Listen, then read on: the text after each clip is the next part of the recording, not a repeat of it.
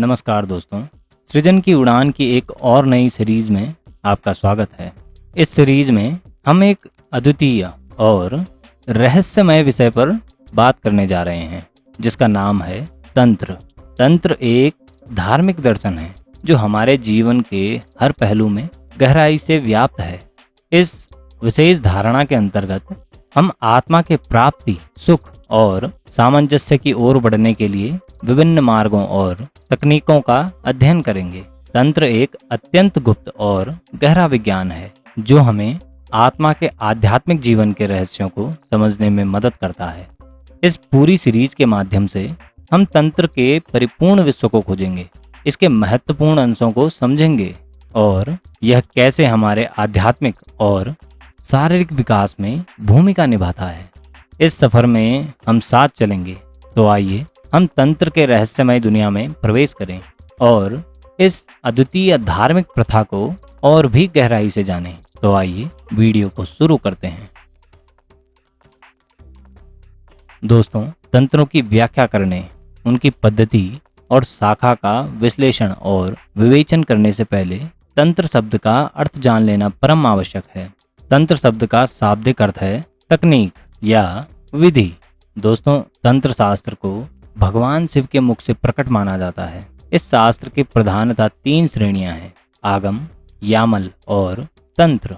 इसलिए जब तंत्र शास्त्र का विवेचन करना होता है तब केवल तंत्र ही नहीं बल्कि आगम और यामल का भी विवेचन और प्रतिपादन नितांत आवश्यक हो जाता है।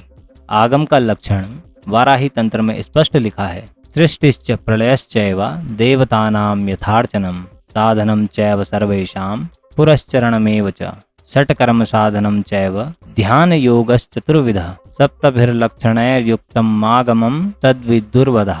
अर्थात सृष्टि, प्रलय, देवताओं की पूजा, सब लोगों का कल्याण, पुरश्चरण, षट्कर्म साधन जो हैं वेद पढ़ना और पढ़ाना, दान लेना और देना, यज्ञ करना और कराना, और चतुर्विध ध्यान जो हैं प्रत्याहार, ध्यान, धारणा और समाधि।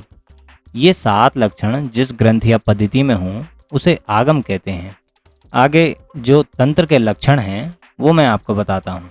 सृष्टि, प्रलय, मंत्रों का निर्णय कि किस काम के लिए कौन सा मंत्र जपा जाए, देवताओं के संस्थान, तीर्थों का वर्णन, आश्रम धर्म जो हैं ब्रह्मचारी, गृहस्थ, वानप्रस्थ और सन्यासी के धर्म, वेद पाठियों के संस्थान, प्राणियों के संस्थान, ग्रह, नक्षत्र, तारे आदि ज्योतिष पिंडों के संस्थान, इतिहास, पुराण, तंत्र का निर्णय कि किस काम के लिए किस तंत्र का प्रयोग किया जाए, देवताओं की उत्पत्ति, कल्पों का विवेचन, शब्दकोश का विवेचन, व्रतों का विधान, शौच और अशौच की व्याख्या, स्त्री और पुरुषों के लक्षण का वर्णन, राजा का धर्म, दान करने का धर्म और विचार, युग धर्म अर्थात किस समय किस प्रकार का व्यवहार उचित है वह करना, व्यक्तिगत और सामाजिक व्यवहार और आध्यात्मिक विषयों का जिसमें निरूपण हो उसे तंत्र कहते हैं और ये तंत्र के लक्षण कहलाते हैं।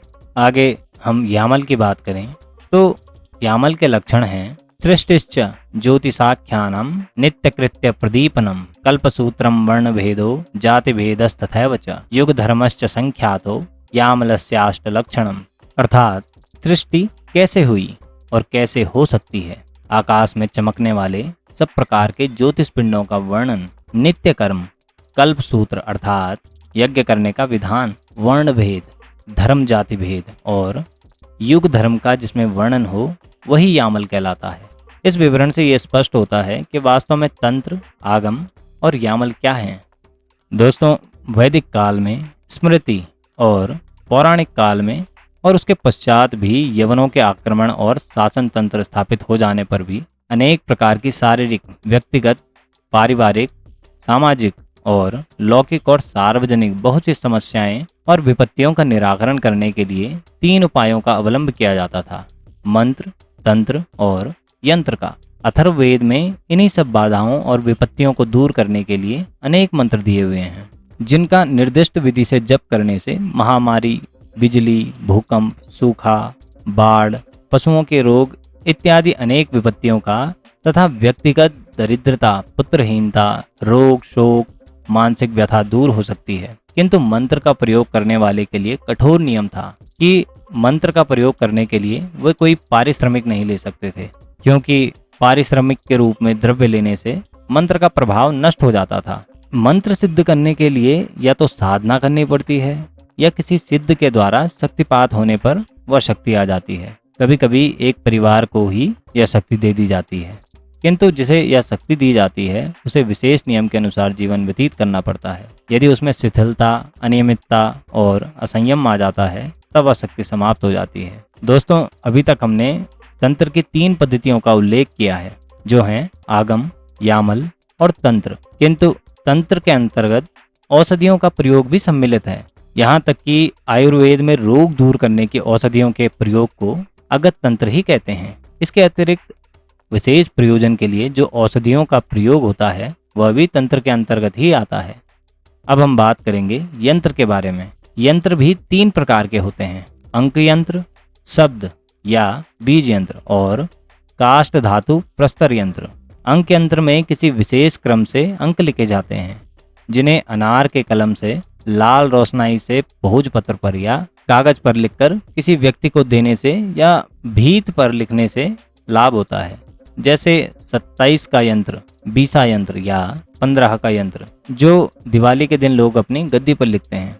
इस प्रकार के अंक यंत्रों में कुछ तो ऐसे हैं जिन्हें ऊपर से नीचे और बाएं से दाएं अथवा आड़े तिरछे जोड़ने से एक ही गणना मिलती है। कुछ ऐसे हैं जिनमें एक विशेष क्रम से अनेक अंक अंकित होते हैं, जैसे 27 कोष्टकों का यंत्र, जिसमें 27 कोष्ट ऊपर से नीचे और 27 दाएं से बाएं होते हैं। इस प्रकार का यंत्र जिसके घर में हो उसे कभी धन की कमी नहीं होती।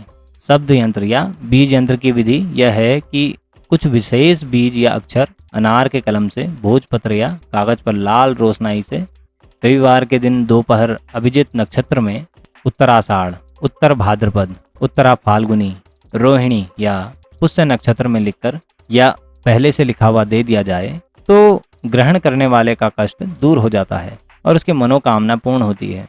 विभिन्न कार्य के लिए इस प्रकार के अनेक बीजाक्षर यंत्रों के निर्माण के लिए ग्रंथों में प्राप्त हो जाते हैं और उनसे निर्दिष्ट फल भी प्राप्त हो जाते हैं। किंतु उसके लिए यह भी नियम है कि ये बीज मंत्र लिखकर देने का अधिकार भी उसे ही है जिसे वह बीजाक्षर सिद्ध हो अथवा जो पुरुष श्रद्धावान, आस्तिक और निर्लोभी हो। इस प्रकार के बीज यंत्र के लिए किसी प्रकार का कोई भी द्रव्य स्वीकार नहीं करना होता है, क्योंकि द्रव्य लेते ही उसका फल समाप्त हो जाता है।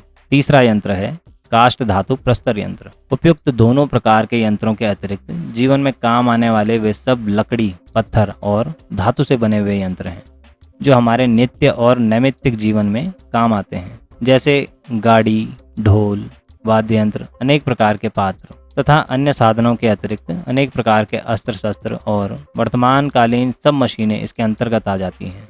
दोस्तों, लगभग 100 वर्ष पूर्व तक हजारों वर्षों से एक ही प्रकार की लकड़ी, पत्थर या धातु के यंत्र काम में आते रहे, किंतु गैस, बिजली आदि के कारण ऐसे अनेक प्रकार के यंत्र बन गए हैं जिनके कारण आज का मानव जीवन पूर्णतः यंत्रबद्ध हो गया है।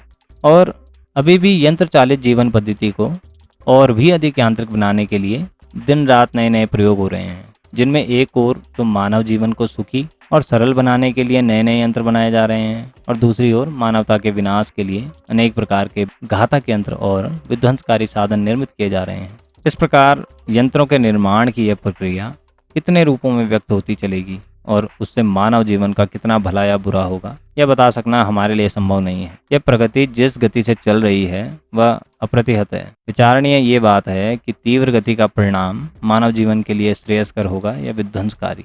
दोस्तों, इस वीडियो में हमने चर्चा की तंत्र, मंत्र और यंत्र के बारे में और उनकी कितनी पद्धतियां हैं उनके बारे में। आने वाले एपिसोड में हम बात करेंगे तंत्रागम की पद्धतियां और उनके तंत्रों के बारे में। अगर आपको वीडियो अच्छी लगी हो तो वीडियो को लाइक और शेयर करें और चैनल को सब्सक्राइब करें। आज के लिए इतना ही। धन्यवाद।